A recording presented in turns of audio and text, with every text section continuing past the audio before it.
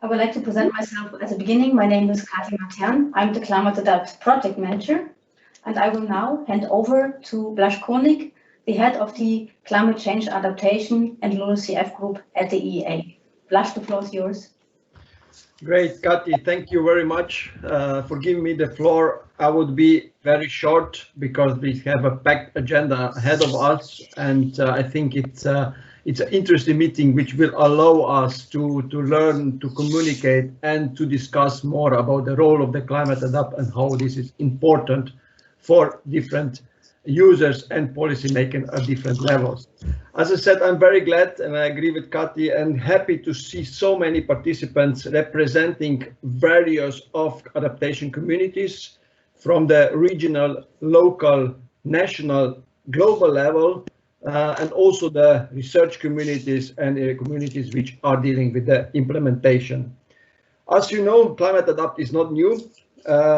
It's already here since many years, but its role is becoming more and more important, in particular to support adaptation strategies, plans, but also more and more to support the implementation of adaptation at various levels. It is an authoritative platform to support, to provide information, to provide the data, to provide the knowledge, but also to communicate the knowledge to the various users, various policymakers, and so on. I don't want to take too much time because you will hear much more in the specific sessions of the webinar, and I'm happy to listen and happy to also to hear and read your views, your comments, and I wish you a successful webinar, and I hope after this webinar you will come back home with more and more inspirations to support adaptation at various communities. Thank you very much, and I give the word back to Kati. Thank you, Blaž, for your welcome. I would like to hand it over now to Peter Löffler from DG Climate Action. He is the policy officer that is taking care of climate adapt from the side of the European Commission. Good morning, Peter. The floor is yours. Good morning, Kati. Hello, Blaž. Hello, everyone in the room. Thanks for your kind introduction. And already at this stage, many thanks to my colleagues from the EEA for organizing this webinar and for giving us a slot in it. Kati said, well, I work in the Climate Action Directorate General of the European Commission, and looking at the climate crisis, where do we stand? Well, climate neutrality and achieving a clean energy economy by 2050 is a core goal of the European Union, and in the Commission we are working right now actually incredibly hard to make sure that we achieve this very challenging goal. But the sad truth is also that even if we stopped all emissions today, climate change will happen, and it will accelerate throughout this century and probably beyond. Actually, climate change has already started. We have record-breaking temperatures year after year, and we have weather extremes which are having significant impacts. Every single region in the European Union, without any exception really, is affected by the climate crisis.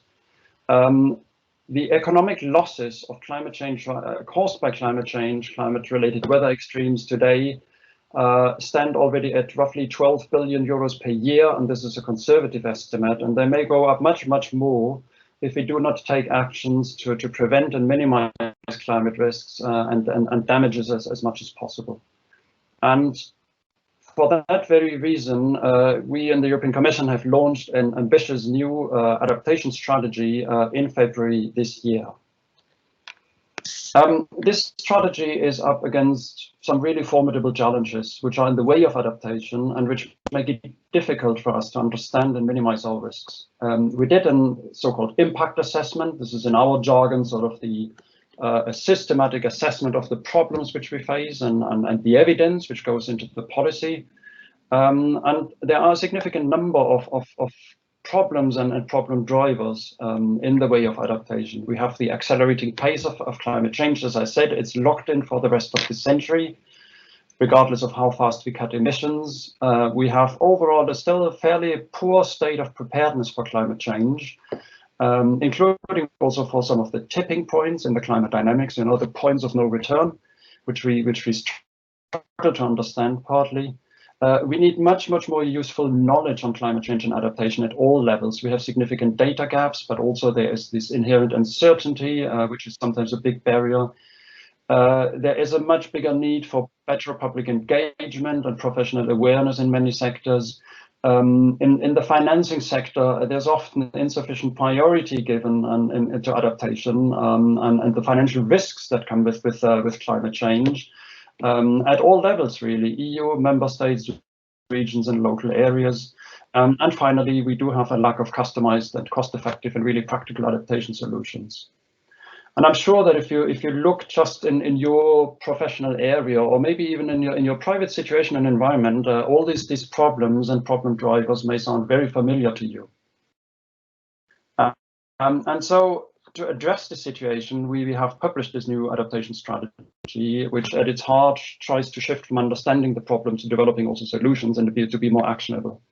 So the goal is really to help us to adapt to the inevitable impacts of climate change, to minimize the risks, to buffer the biggest shocks, and really to maintain stability, prosperity, and indeed also our health and well-being in the decades to come.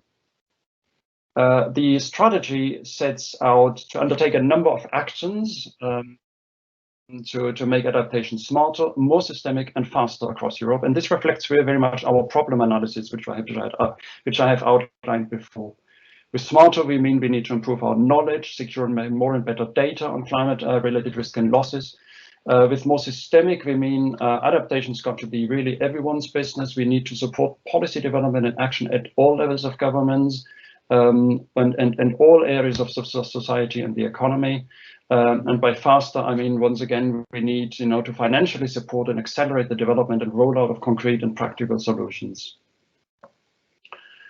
Now, coming to the role of climate adapt, the adaptation strategy mentions climate adapt specifically in its smarter adaptation chapter. But this platform is really also important to reach the more systemic and faster adaptation ambition. It's really at the core of the overall strategy, really. It is so important that the adaptation strategy dedicates a whole chapter to climate adapt. And we set out the ambition already in the heading of this chapter, which is making climate adapt the authoritative European platform for adaptation. Don't get me wrong, climate adapt is already an established reference, and it's an extremely useful knowledge tool and knowledge and resource. But we do want to invest more in expanding its capabilities, its contributor and user base, its outreach and its impact. The ambition on our side is through climate adapt to provide high quality data and information from all relevant sources so that we can better understand climate risks and adaptation challenges, to boost the exchange of knowledge, good practices, of knowledge exchanges, of good practices and solutions, to reach out to a growing network of users and contributors. And we also want to work with other levels of government to improve the links to transnational, national and subnational adaptation platforms. And today's seminar is a great opportunity to increase the outreach of climate adapt, to help you to better to use it. But this is also about dialogue and exchange, because we also hope that we get your feedback, that you tell us what you need most, and that you let us know your ideas on how to further develop and improve climate adapt. I'm therefore very much looking forward to the presentation of climate adapt, which my EA colleagues will give in a second, and to the exchange of all of you. Many thanks for your attention, and back to Kati, Hans-Martin and Alexandra for their presentation. Thank you.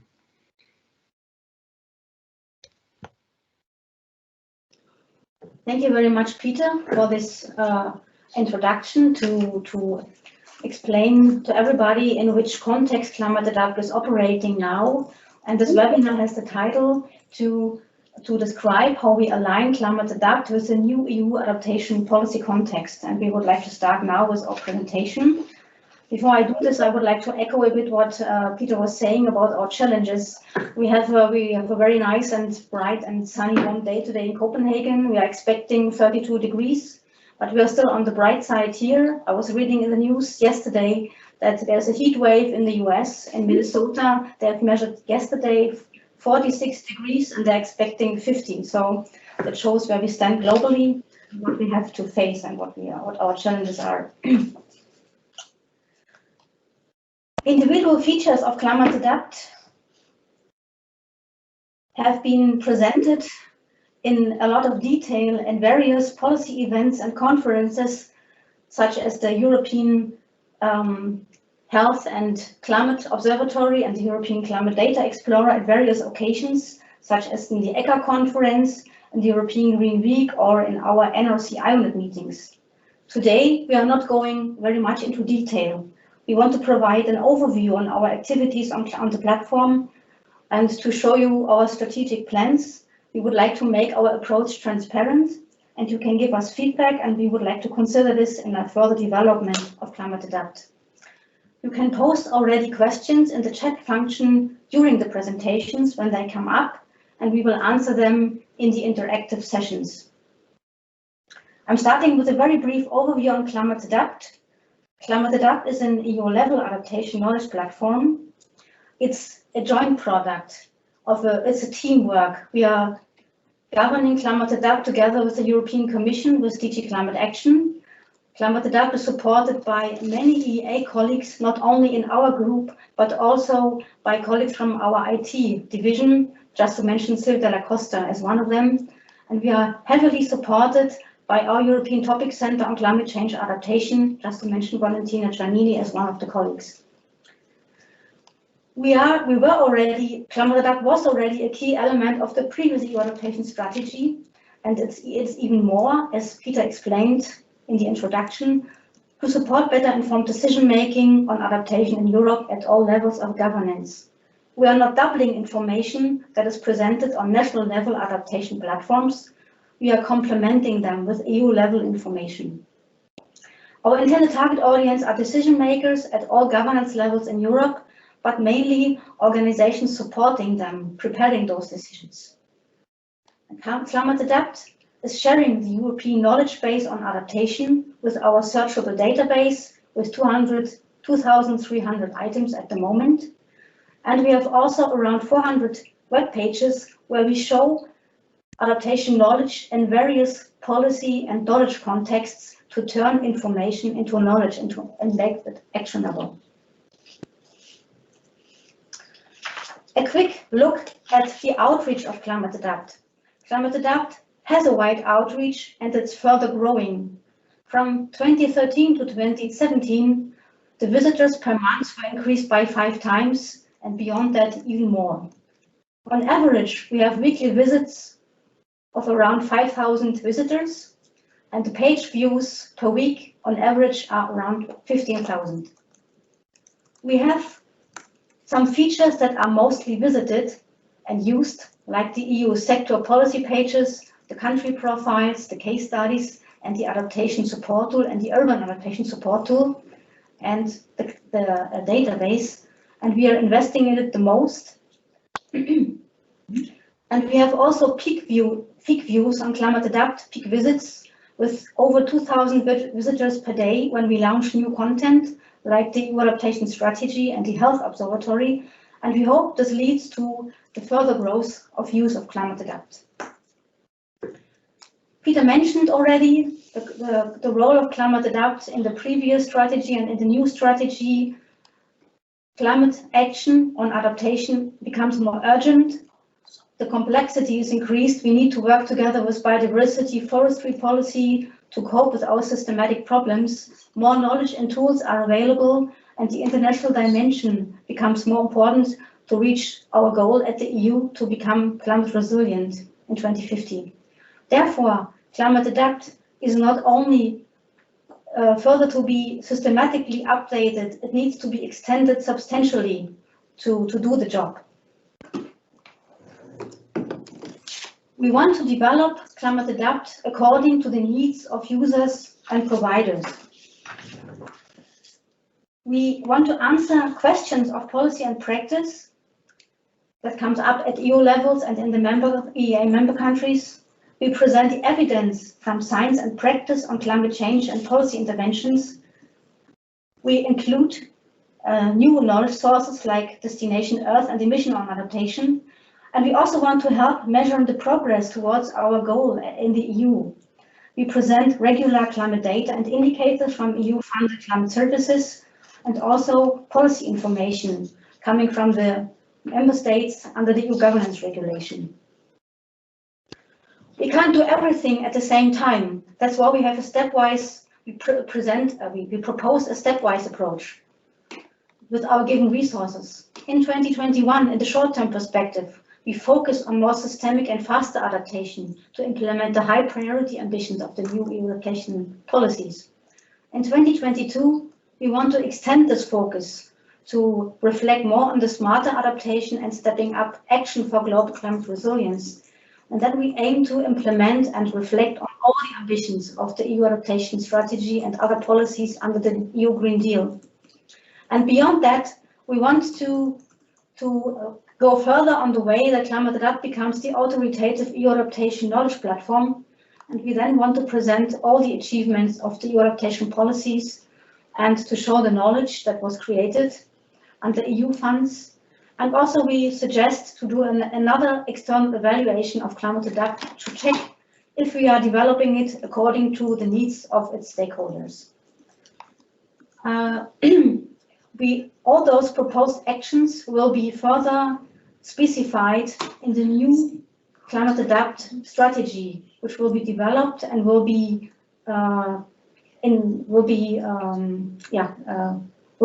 come into force in 2022 to 2024. We are now talking about the specific actions we are doing. We have already started to inform about the new EU adaptation policy actions, about the strategy and other activities. We have under the section EU policy various EU policy pages. We are adding new pages, for example, on emission on adaptation, where we describe in a very focused way what is happening there, and we are not doubling the original Commission pages. We are trying to be very focused here. And we are continuously updating those pages and extend them if needed. I'm now handing over to my colleague Hans-Martin Küssel.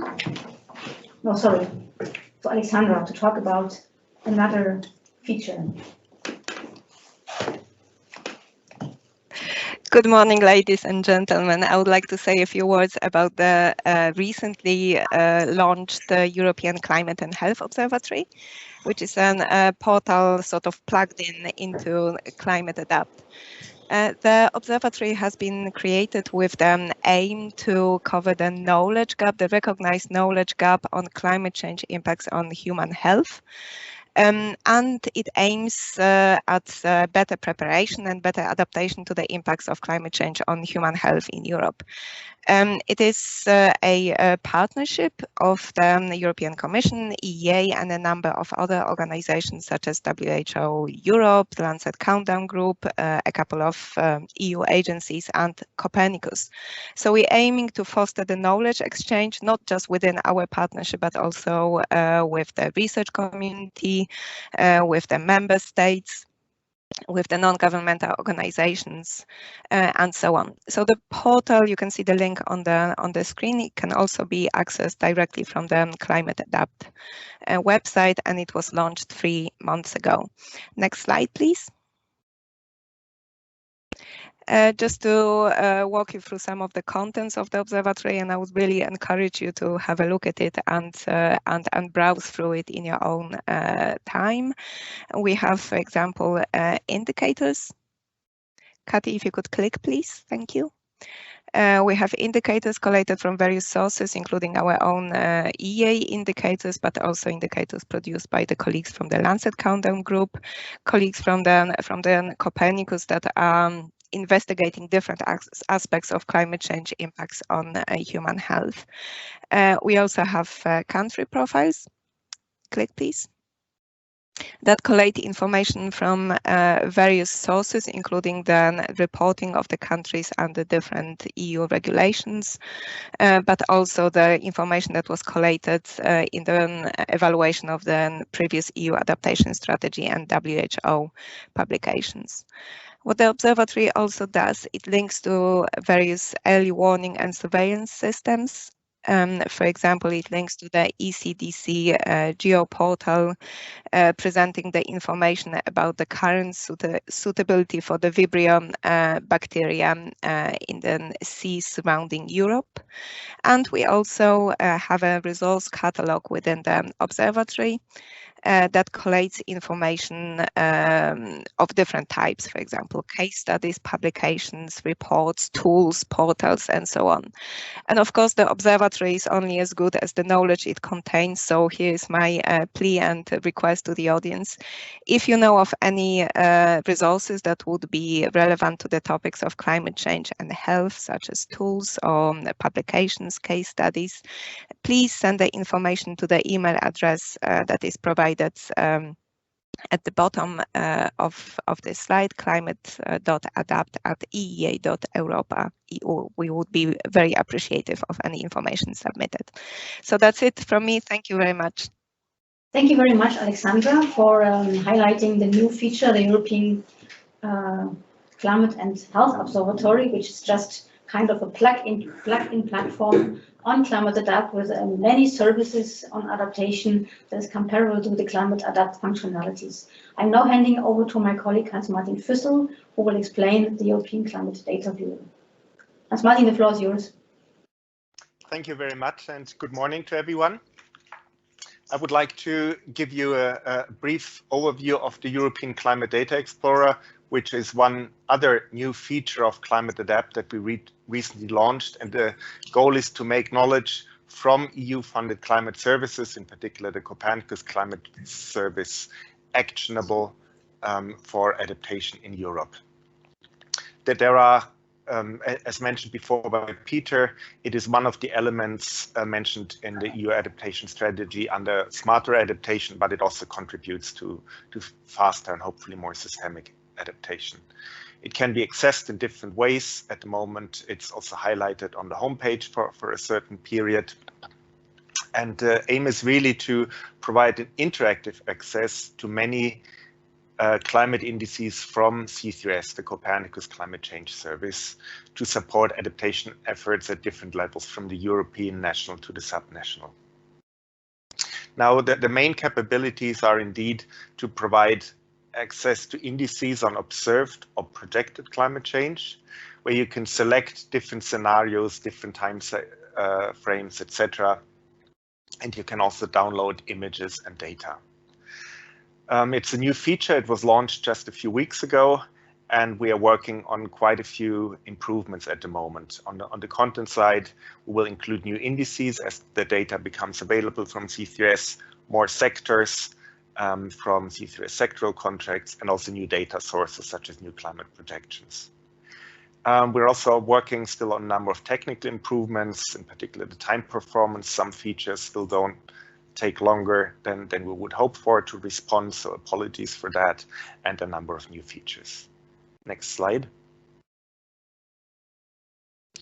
And just to highlight that this is really also linked to the recent Council conclusions. As you may know, the Council of the European Union last week endorsed the new EU strategy on adaptation to climate change and really highlighted a number of issues quite relevant for this part. Further developing the Copernicus program, underlying the role of the Climate Adapt platform, in particular also to support regional local authorities in gaining access to climate-related risk data. Next slide, please. And this is just to give you a teaser. There's no time here to walk you through the feature, but just to give you an idea of what kind of information you find.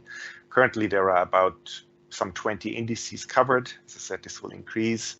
And for each index, you find information on the content, the definition, the data sources, supporting information, links to the climate data store. You find some information how to navigate the platform, and on the so-called Discover page that you can see here, an overview map, which is usually animated. Next slide. And then for each index, you will also find an Explorer page, which provides more interactive features. So usually you have a number of selection options, such as time periods, scenarios, also the seasons. Many indices are available for different months and seasons. The regional aggregation, here you see a map in NUTS 2 level. And these maps are interactive. You can download the image, you can download the data, and you can actually also show time series for each of the regions here. Next slide, please. So this is just one example of a time series graph for this particular index here. Once again, it's a teaser. Please explore and please bear with us that we're still working on some technical issues, in particular the time performance. Thank you very much. Thank you very much, Hans-Martin and Alexandra, for presenting individual features of Climate Adapt.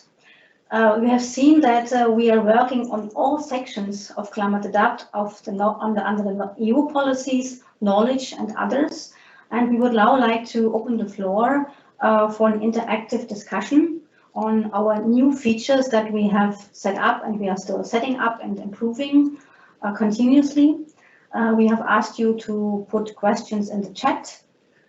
I have now to switch this view to be able to see the chat. I'm sorry for that.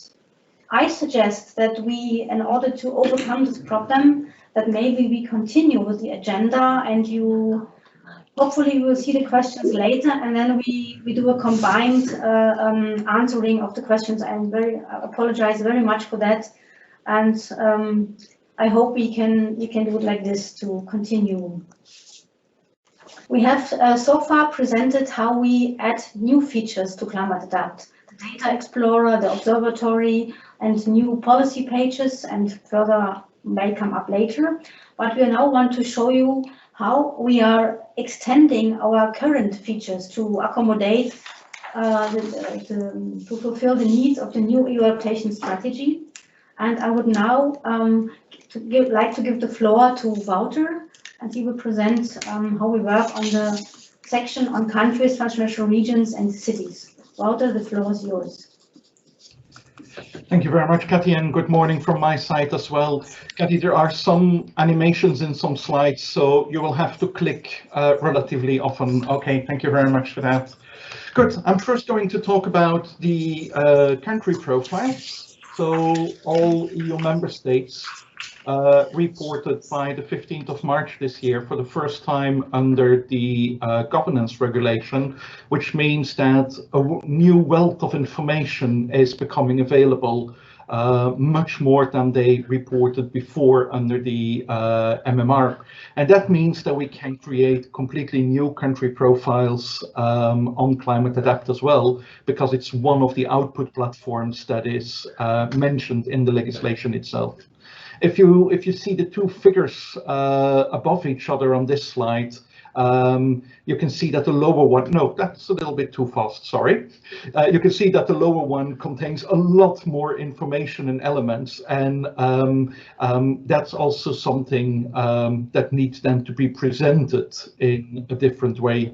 What we will follow here is the same logic as, for example, in the adaptation support tool, which is reflecting the adaptation policy cycle. So the information here will present it in the same logic as far as possible. I will show you in a minute some of the other export formats and possibilities they are, and why it's so important that Climate Adapt is presenting these country profiles. But you will see a kind of a draft, and they will be published by July this year. So bear with us like a month, and then they will be final. And from then onwards, whenever a country does a voluntary update, the country profiles will be automatically updated at the latest the next day. Now you can go to the next one. Thank you. So there is already a possibility for all of you to see the result of what countries reported. We have in ReportNet these cards where, for example, the one now in the middle of the figure says it's the adaptation reporting. And when you click on it, you get an overview of everything countries reported. Only if there's a lock, it's for the moment not visible. But as all the information will come later on Climate Adapt, we're really trying to convince countries not to lock their reporting. However, what happens if you open that, and that's the next click, then you see something like this. So all the information is in there, and it's very interesting if you want to compare specific elements in between countries, but honestly, it's not the most user-friendly. And that's why Climate Adapt is there, and why Climate Adapt will present on the next slide the next information. So this looks a little bit familiar in the sense that we don't change any of the functionalities on top. The maps stay there, the navigation in between countries. But as there is so much more information now, it's simply not possible to present it on a web page without having you scrolling all the time. So you will only see the headlines of text fields and then need to click on the titles you're interested in to read more. A very important feature that you will see in more detail on the next click remains the table with all the key links for countries. That was also the tab used most in the past, and we will create again a collection of all links, key links for a country with all key documents and publications. What happens in the other pages is, for example, when you have the next click, all these tables on hazards and so on, they are presented. And what is also new is that there's a lot more sectoral information. That's also interesting for the second part that I'm going to talk about, which are the EU thematic pages and the policy pages. But there's, all the information is presented in a way that it is much more user-friendly than in the Excel tables you just saw with all the detail. You can go on a little bit, Kathy. And even the next one. Besides the link table that I just gave you in detail with the key links, all other links that countries are providing within the text will also work automatically as hyperlinks. So besides those key ones, there's another possibility to find much more national information from the direct topics you're interested in if countries have provided additional links over there. I think that's it for Climate Adapt for the moment, and the country profiles. So they will look different, but at the same time have the same look and feel when it comes to browsing through it. It's just that there is, on average, and no, this is a strange number, but on average, there's 5 to 10 times more information per country than there was before. The second topic that I want to talk about is exactly about these thematic pages, the policy pages, the EU sector policy. And that's another issue where we're working on heavily, because in 2014, when Climate Adapt first had these sector policy pages, the idea was to collect as much as possible information over there, and whatever was available to make sure that it was available here as well. Now, in 2021, we're in a completely different situation. There are a lot of other platforms, there are a lot of other websites that are really presenting information in a very stable way with stable links. Plus, those pages are updated by experts on the topics, on the sectors, which means that over time, over a period of several years, they all developed a little bit in a different direction based on, how an expert does it. And that's normal, and that's only possible if you do a very thorough cross-reading to bring them back together. And we believe that the time is now to do that exercise and to make sure that the different sector policy pages look much more homogeneous again and have all the same structure, which will still include policy frameworks, links to the EU adaptation strategy, knowledge base, and so on. But they will also focus much more on the implementation of adaptation and monitoring, reporting, and evaluation, which is also much more prominent in the actual EU adaptation strategy. So there, new parts of the page will be developed in a similar way for all of them. Of course, at the bottom, things like indicators, case studies, and resources remain very important. We're in the process of updating them, but they will be finalized in July. So here again, bear a month with us. And that's the first part of an exercise, which means that we want to bring as fast as possible links to the EU adaptation strategy into the different pages. And then on the next slide, it will take us a little bit longer until just after summer before we have a full update of all these policy pages. And that is mainly for the new parts that I just mentioned, things like the implementation and the monitoring, reporting, and evaluation. When you think about implementation, we're talking about EU initiatives. In the links, in all the other information are examples of good practice from countries, from cities, from regions, and so on. But in the page text itself, it will refer to EU initiatives. And then people say, yeah, but what's that? What's implementation and so on? What's going on there? Think, for example, at the Covenant of Mayors for Climate and Energy, which is an EU initiative to bring the EU policies further and to support the implementation at an EU level with EU resources and so on.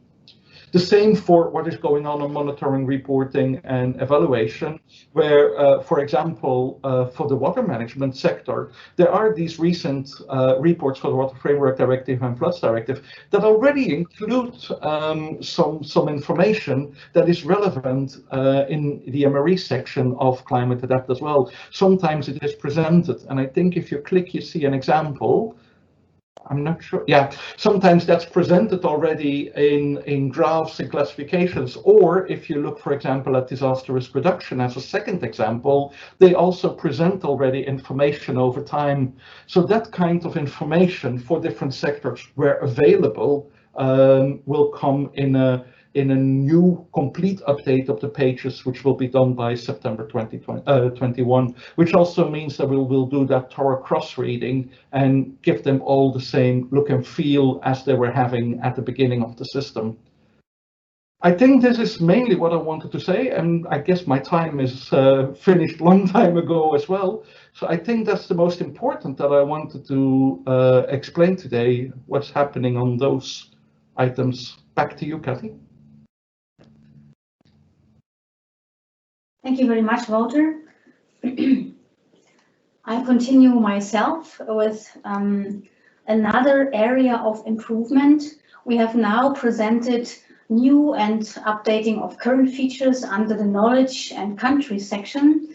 And it is not enough to add more and more content to Climate Adapt to support decision makers and practitioners. Sharing the knowledge base on adaptation in Europe means also to enable the uptake of this information.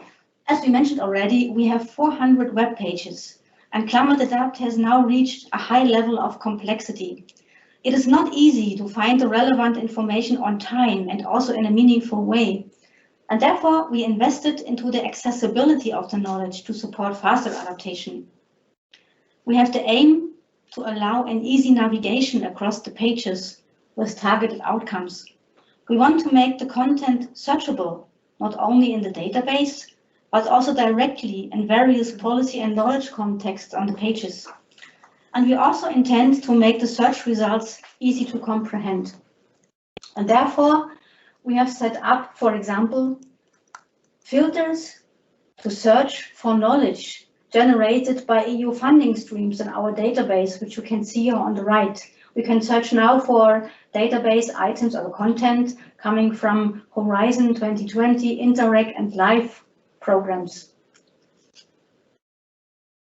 We have also invested into a map-based case study explorer. We want to allow you to access the Climate Adapt case studies easily by searching for them via adaptation sector and climate impact, but we also want to make the link to the adaptation options they are illustrating. We have added here the option to search for case studies which are connected to different categories of adaptation options coming from the IPCC terminology. And you can also see here in light blue on this map case studies coming from Spain that we are harvesting from Adapteca, from the Spanish national platform. They are also visible in Climate Adapt. This was one pilot example where we tried to improve the interoperability of our platforms, to work in a multi-level governance approach to interconnect better, to support reaching our joint adaptation goal. We also wanted to improve the free text search on Climate Adapt, which is on top of the homepage and which is always accessible from every section of Climate Adapt. You can put here words to search across all web pages and the database to get meaningful outcomes. And we will further improve the search function when we see feedback, what can be done better.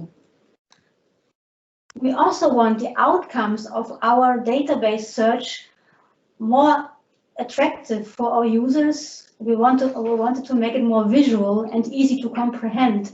And therefore, we have invested in a pilot application on the new European Climate and Health Observatory. We are showing the resources that you are searching in the database in a visual way to allow to understand that better, what you get.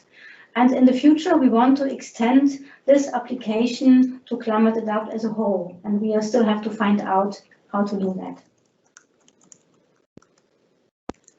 The last feature I want to highlight, which we want to extend under our knowledge section, are our pages on research and innovation projects.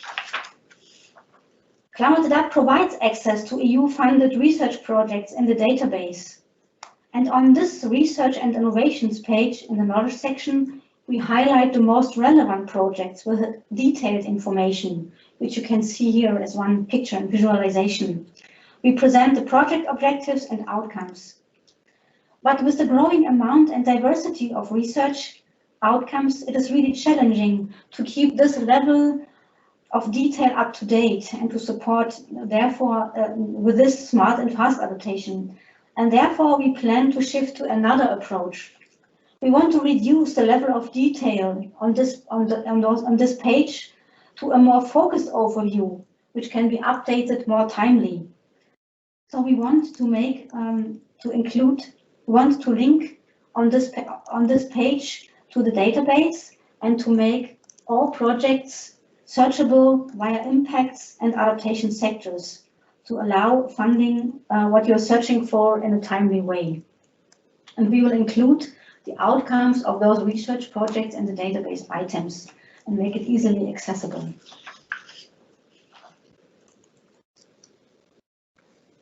But making Climate Adapt fit for the EU adaptation strategy and other EU initiatives under the Green Deal means not only to improve content and functionalities, but also to invest in the promotion and dissemination of Climate Adapt. As you know, we have the quarterly Climate Adapt newsletter, which is now reaching out towards 5,000 recipients. And we are also doing, on top of this newsletter, which is also supporting information on EU adaptation policies, and which is also made to help that member countries and regions can learn from each other in a peer-to-peer learning. We are also doing those Climate Adapt webinars like today. We are planning to do the next webinar in autumn, where we will also focus on strategic questions. But as we have done in 2020, we also want to continue to have webinars on specific Climate Adapt features to explain them better and to listen to experiences with those features from the member states and others. We have also specific activities set up in our dissemination domain. We, using a contract by the European Commission, we are reaching out to 5 selected countries, and we want to increase, to involve users and providers from those countries more intensively, that they can make more use of Climate Adapt and submit more information to it. We also want to extend the promotion of Climate Adapt a bit more beyond the EU levels. We want to have slots in national level events, and we plan to work more on that in the second half of the year. And we also want to encourage more web links on other knowledge platforms towards Climate Adapt to increase the interaction between those platforms and to further strengthen the multi-governance approach. So I have heard now that our chat is back, which I'm very happy about, and I'm now looking at the chat. Thank you very much for the questions that you have posted in the chat. I see the first question from which talks about systemic adaptation. Are there already concrete steps to achieve this approach? How to integrate socio-economic data? I think I may hand this question over to Wouter or Hans Martin. Shall I start? Yes, please. And give it a try.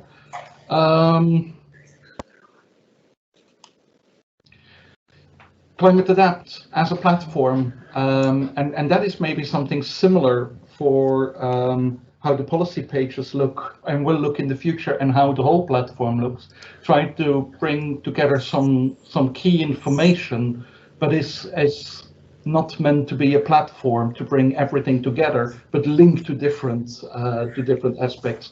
However, there are some places indeed where that kind of socioeconomic information is and will be presented, is already presented and will be presented. I'm now out of the blue thinking about some of the questions that countries have to report under the governance regulation, and that will become country information in their profile. And that has to do with demographics, that has to do with socio-economical situation, not in general, but always in the context of adaptation. And also in some of the research projects, there are some links to socioeconomic data. Besides Climate Adapt, EEA is also working on some other projects, and some of them deal, for example, with the economics of adaptation, and there those aspects are certainly a prominent part as well. But I'm pretty sure Hans-Martin has some additional and probably better answers to this question. Yeah, well, thank you. Actually, I would like to first go back to an earlier question here, which asked about the coverage of non-EU countries in Climate Adapt. So first of all, the EA member countries are 5 more than the EU member states. So we also, our Europe generally reaches from Iceland to Turkey. And for the new features, in particular, the European Climate and Health Observatory and the European Climate Data Explorer, we also include systematically the so-called Western Balkan states with which the EA is cooperating. So here we cover 38 states. On more systematic adaptation, I'm not sure whether Kati wants to answer. I don't think I can add to what Wouter said before. Alexandra. I think on more systematic adaptation, we raised our proposal that we want to work more in cooperations with other DGs like DG Santé. Maybe Alexandra can say more about that. We would like to increase the cooperation across the board to tackle those adaptation questions more in a systematic way and to work together. And to present this also on Climate Adapt, as Wouter highlighted in the EU's policy pages, and we also try to always update the adaptation support tool with tools and knowledge that allow us to work more systematically. But now I hand over to Alexandra. Yes, thank you. Just to say that in the recent years, we've been, as the EEA, working more and more with socioeconomic data or demographic data, and especially in the context of socioeconomic inequalities associated with various climate impacts and also the impacts of the different adaptation strategies. So in the context of Climate Adapt, it could be seen, for example, in the Urban Adaptation Map Viewer, where the socioeconomic and demographic information is presented against the maps of various climatic impacts in order to see in which places the socioeconomic vulnerabilities and the climate impacts can coincide. Also, in the context of the Climate and Health Observatory, we are using socioeconomic data. For example, some of the indicators are based on the vulnerability of the older age groups to heat waves and so on. So it's definitely a move towards that. And we are hoping that with the current initiatives, for example, the Demographic Atlas that's been recently launched by, I can't remember, it was either Jersey or DG Regio, that this will actually allow us to work more with these data sets as they become more and more collected and systematized at the European level. Thank you. Thank you. We will move to the next question. This is more related to policy. Do you cooperate with the US EPA since the USA is back in the Paris Agreement? If yes, how? If Peter is here to take this question, maybe it's more for him. Yeah, I'm here. Thank you. Thanks. Very good question. Yeah. Well, I mentioned during my talk already sort of the international outreach, and one thing I didn't say about the adaptation strategy also is that it includes one additional chapter, which is about international policy. So looking beyond Europe and tying the work which we undertake at the EU level into the global work under the UN roof. So that's the wider context. We have been funding under one of our international funding mechanisms a project on knowledge exchanges and cooperation between sort of European adaptation platforms and climate adapt and international or global adaptation platforms. And in this project, there were links with knowledge platforms in Australia and Japan, India, Mexico, a couple of European platforms. But it is true that due to the previous US administration, the US wasn't very present. And so we are just glad now, of course, that the US is back on the world stage when it comes to climate policies. And of course, we would absolutely welcome to, in the context of the international chapter in the adaptation strategy, to pick up the bonds with our US counterparts and cooperate on adaptation and adaptation platforms. Thank you. I would like to add that the EEA has also reinforced its relations with the US EPA to work together in the frame of the EEA strategy. I don't know if Nash wants to add something here, if he's still here. So you are asking me about the cooperation outside. Yeah, with the US EPA, that was a question. I think we just met them, and maybe you can say something about that. Yeah, thanks, Kati. It's not much to add with what already Peter said, and also Hans Martin wrote in the chapter in the chat.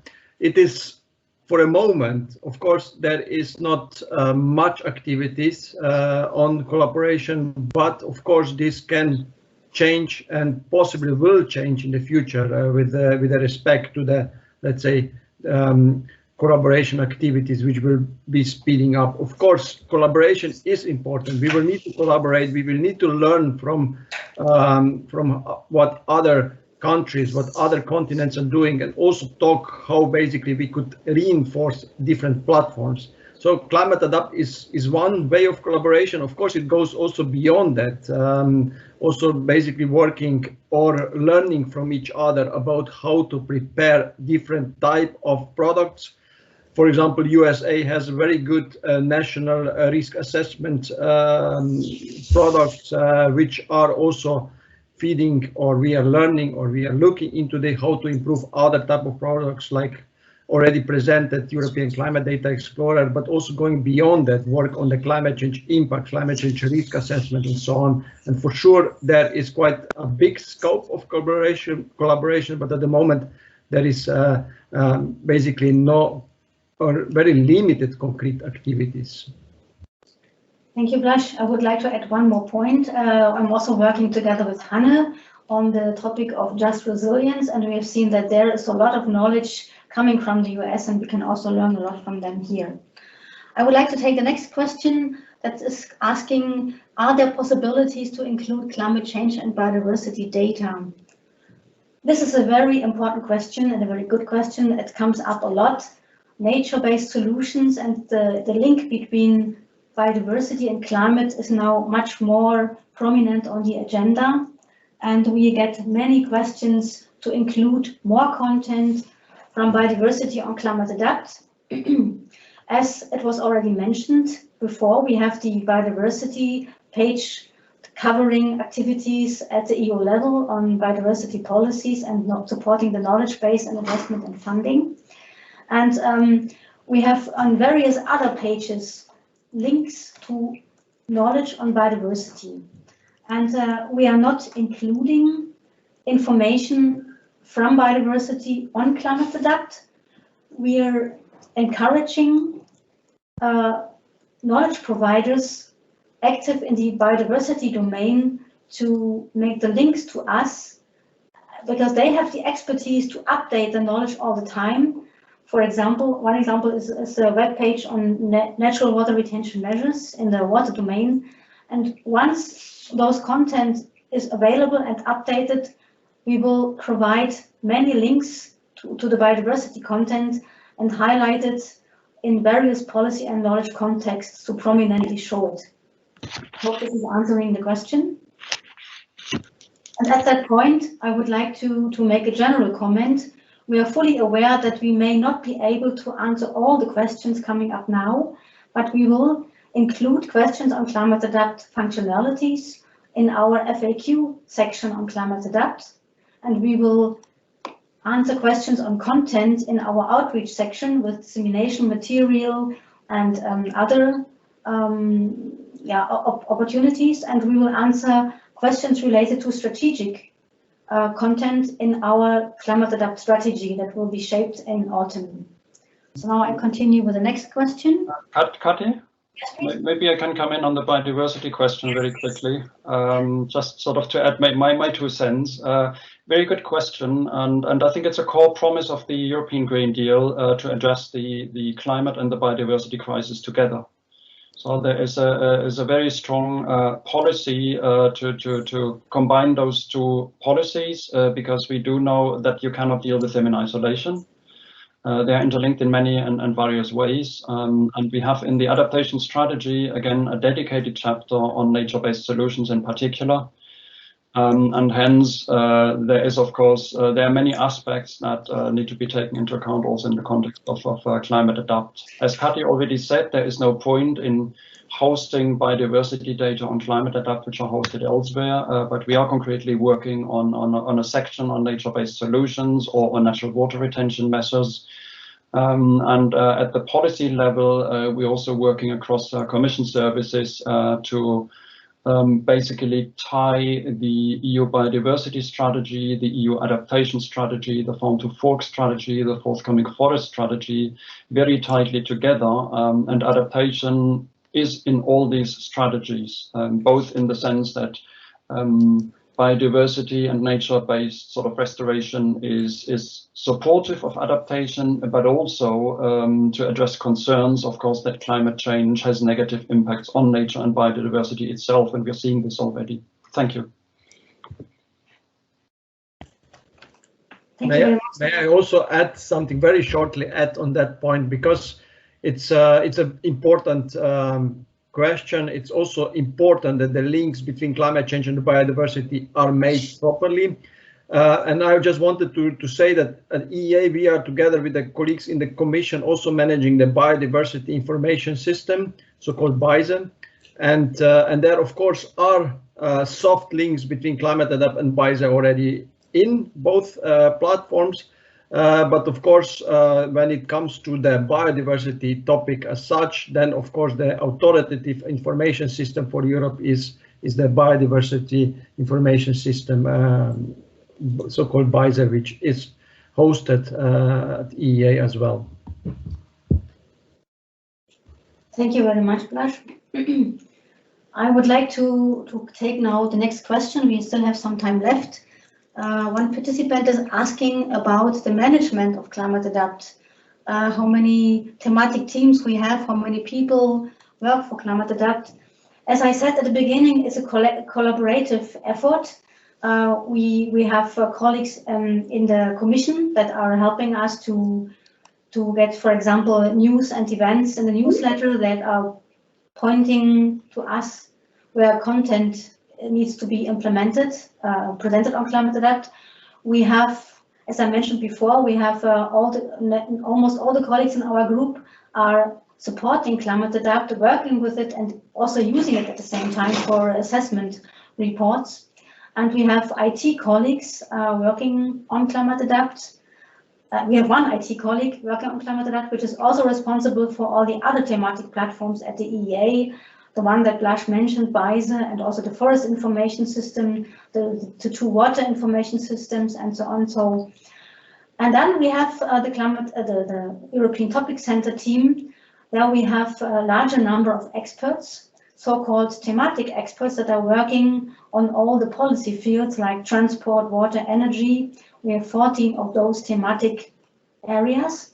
And they're supporting us with finding information to be shared through the database and updating various web pages, various thematic web pages. So they are around 20, but they are not working full time on Climate Adapt. They're just supporting it partly. I hope this answers the question. Are you communicating with policymakers to develop web contents? Yes, we do. Climate Adapt is a platform that is strongly linked to various policy processes. We have already mentioned the link to the Commission colleagues to update and present content in our EU policy pages, but we are also in touch with policy makers and organizations supporting them at country level. So as Walter presented, we are uploading the reported information on adaptation in the EU and EEA member countries, that this is accessible in a structured way. So we have communication channel with them as well. And we're also communicating with local decision makers. Maybe Alexandra can say something about that. If Alexandra is not responding, then I can mention our contact with a variety of city and regional networks like ECLI. We are collaborating with the Covenant of Mayors, which is another EU initiative that was mentioned several times here. And in this Covenant of Mayors, there are representatives of many European cities working together to make their pledges on adaptation public, and also to report on what they are doing on adaptation at local levels. So we are also collaborating with them. So we are collaborating with policymakers at all governance levels to update and develop Climate Adapt. I don't see more questions for the moment. I suggest then to continue with our next section. I'm going back to the presentation. So we're coming now to the next step in the agenda. So far, we have presented the short-term action on Climate Adapt, what we have already done in 2021 to support mainly more systemic and faster adaptation. And we would like to show now an overview what we are planning to do with an extended focus on smarter adaptation and to step up action for global climate resilience in the mid and long-term perspective beyond 2021 and 2022 to 2024. We want to work again on all Climate Adapt sections. I start with the EU policy section. We further want to support faster adaptation by supporting the implementation of adaptation on the ground in the EU member states. The mission on adaptation was already mentioned, and maybe there are other EU initiatives, and we would like to support these initiatives with all the knowledge and functionalities on Climate Adapt, but we would also like to present the outcomes of those initiatives on Climate Adapt. And we would like to find out how this can be done in the best way to make this knowledge actionable for all users in Europe. Also on the EU policy section, we would like to extend presenting the mainstreaming of adaptation in EU sector policies. We have now 14 pages for each area of adaptation mainstreaming, like transport, energy, health, and others. We would like to extend the range of those policy sectors. For example, one more sector could be tourism or cultural heritage, where we know now that a lot is going on, but we don't have maybe an explicit EU policy, but we would like to discuss with the Commission to set up new pages to showcase EU initiatives that are not maybe not connected with legal possibilities, but will show what the EU is doing here to support implementation on adaptation in this sector. In our knowledge section, we want to work further to support smarter adaptation. In the past, and we are still doing it now, we have advanced ourselves to provide access to climate services, to show climate data, climate indicators, and to use various projections. We are showing observations and scenarios here. Now we want to also present new knowledge that is being created under the new EU adaptation strategy on adaptation modeling. We have the Digital Twin Earth initiative, where adaptation modeling should be further developed, and we would like to show this on Climate Adapt. We would also like to support the ambition of the strategy to step up global actions to make the world more resilient. And for this purpose, we want to extend our network section to show the multi-governance approach of adaptation, maybe to show the role of Climate Adapt in the whole setting of knowledge platforms from the UN to the local level. And we want to link to the knowledge that has been put on the We Adapt platform and which was generated in the course of the Key E4CAP initiative. We would also like to make our outreach section more fit for this purpose. We want to make the content more feasible for learning. We want to improve our dissemination material and the outcomes and results of our various promotion activities in this section. And we also want to improve our dissemination material. We would like to move forward into a more storytelling approach and using visual information and infographics. And we also working on a Wikipedia page on Climate Adapt. But many of these actions are not yet specified and clarified how they will look like. And we would like to further elaborate those ideas in the new Climate Adapt Strategy 2022 to 2024. And we will present in the next webinar how we imagine to do that. And we also would like to ask feedback from you how to do this strategy and this further development of Climate Adapt. I want to stop here with presenting the next steps in the mid and long-term perspective and would like to open the floor again to your feedback and questions. Okay, here's one question from Germany. How do you want to connect the process of co-creation, of networking at the EU or even worldwide level on the one hand, and the ambition to strengthen cooperation on the very local level on the other hand? This is a very good question. It leads to the recommendation of the IPCC or various IPCC reports to strengthen the interrelation between global UN level, EU level, country level, and even the local and regional level, which is decisive if we want to reach our adaptation objective to become resilient. I want to point to different solutions here. On one hand, we present in our transnational regions, countries, and cities section policy information on all those governance levels and also information on climate change, vulnerability, and impacts in a very structured way. So this knowledge is actionable to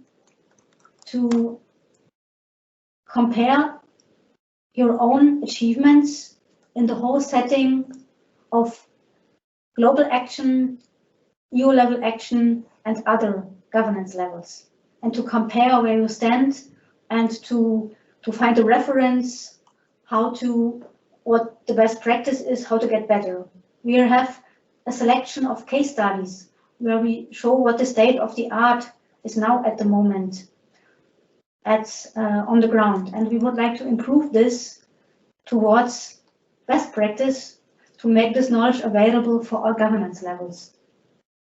I see that Peter was trying to add something here. No, I was thrown out of the room and had to reconnect. Sorry. So that is why I showed up, I suppose. Thank you. Okay. So we have various places on Climate Adapt where we are supporting the multi-governance level. And in particular, in our next NOC meeting in September, we would like to interact with our member state colleagues to find out how we can more interconnect our efforts on various topics of adaptation to become better. One more topic is that we are presenting the adaptation support tool to provide a guidance for all levels of governance how to proceed in the adaptation policy cycle. And we have in particular the same tool with more detail provided for adaptation at local and urban levels. Maybe Alessandra wants to step in and to add something on that. Yes, and I'm sorry for not being there before. Probably you saw my message on the screen that I had to attend to a postman that was very insisting on my door, the joys of working from home. Yes, we are offering on climate adapt a specific sort of set of tools for the local authorities. Kati mentioned the collaboration we have with the Covenant of Mayors on the urban adaptation support tool. We also try to provide some geospatial information in the urban adaptation map viewer. So this is sort of targeting the needs of the local and regional governments more specifically. Also, the wide selection of the case studies on climate adapt is also very much providing the sort of mix of adaptation responses at the local, at the regional, at the national, or even transnational level. So we hope that in this way we can provide the inspiration for all the levels. Thank you. Thank you, Alexandra. I would also like to add that Hans Martin presented the climate data viewer earlier today. And there we have, for example, also the option to select data to present maps at different governance levels. So this is also how we are supporting adaptation at various levels of governance. You can go down in the NUTS regions to select maps and timelines for adaptation at various levels of governance. I would like to mention at the end also our network section, where we provide access to a wide range of adaptation platforms at all governance levels in Europe. I stop here on this question. Maybe, Kati, I actually can come in now.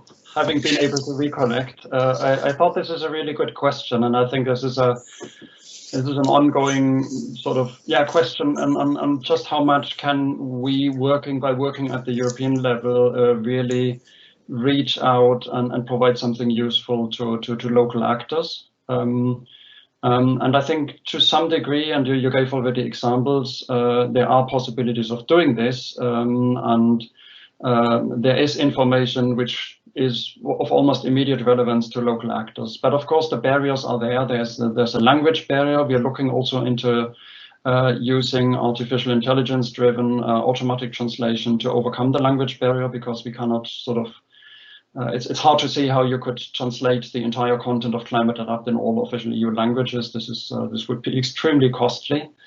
And another barrier is, of course, also sort of a barrier of perception. I mean, I remember when I was working, I happened to, be born and raised in Germany, and how far Brussels was away. And local actors, I guess, would rather go to sort of their town, their region, or their national government to find information for them. So the point here is, I think that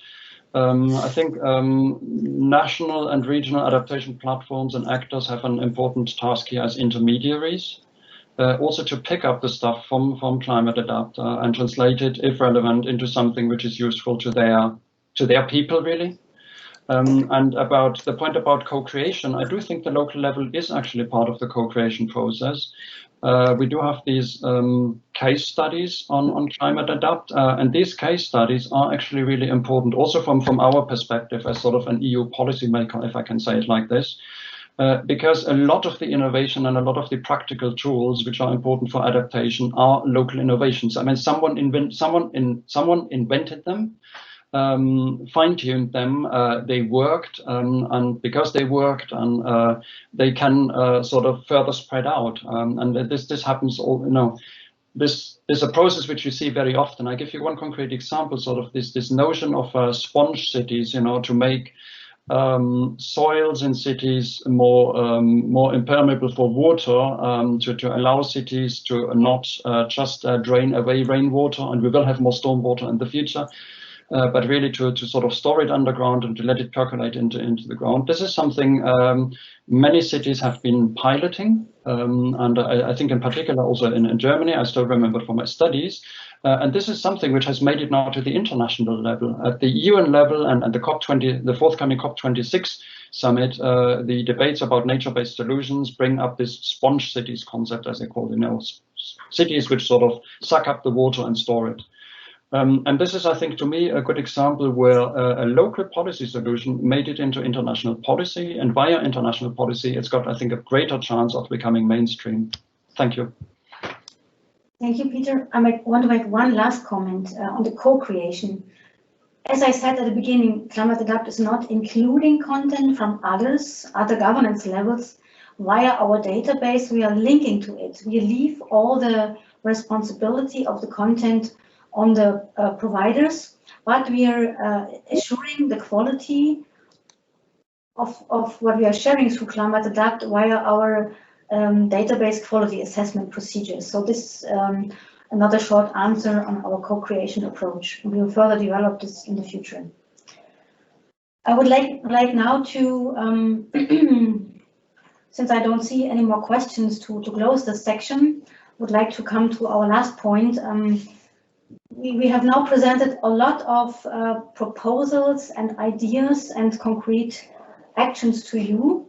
And as I said, we want to be transparent and want to listen to you.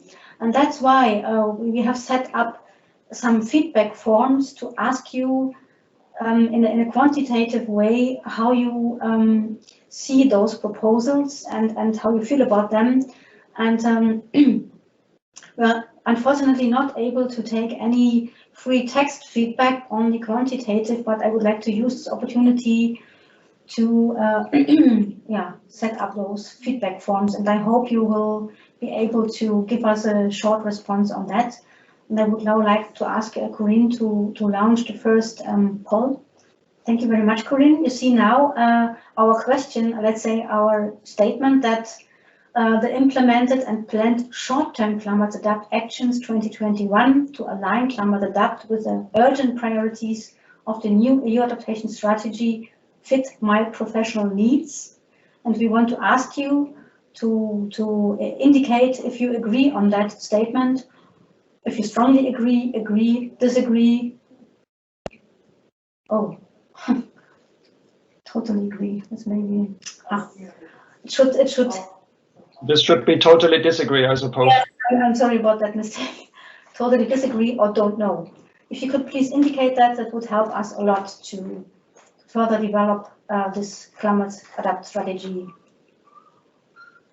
Thank you very much for providing your answers.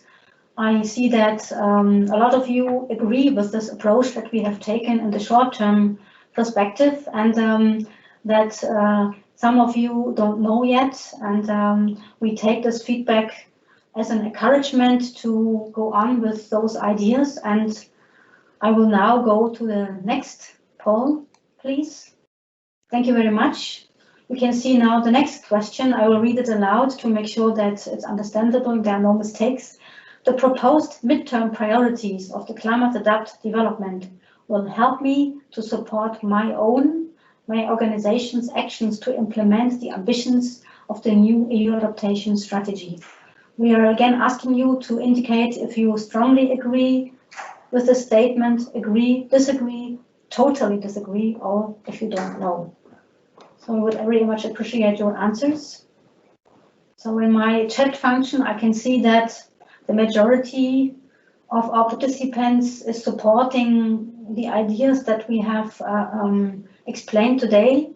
But here there is a larger proportion of participants which is not yet sure about that. And we would like to let you know that we want to make sure in the next steps, in the next webinar, when we try to make this more concrete, that you can give one more time feedback to let us know if the more specified actions are helpful for you to support the ambition of the new strategy. Thank you very much. I would like now to close this one and ask Corinne to put the next feedback form online. Here we would like to not to talk anymore about your feedback on content and functionality and strategic decisions. We are intending to make our promotional activities better. And here we are asking you about this webinar. Beside our technical challenges, we would like to ask you which part of the webinar was the most interesting and relevant to you. If you could please indicate if it was the first section, which was presented by Peter, Climate Adapt in the new EU Adaptation Policy context, or the second one, where we have shown how we implement the high priority ambitions of the strategy in the short-term perspective. The other one, so with new features and extending current climate adapt features. Then the third part, where we have presented the new ideas, how we want to support the midterm and long-term objectives of the strategy. Or at the end, if you feel that all parts of the webinar were interesting and relevant to you. Thank you very much for your responses. We can see that the majority of participants appreciated all parts of the webinar, but in particular, it's fully clear that the information that was coming from Peter, from the Commission, to explain the EU Adaptation Policy context and the role that Climate Adapt is playing in it was the most interesting.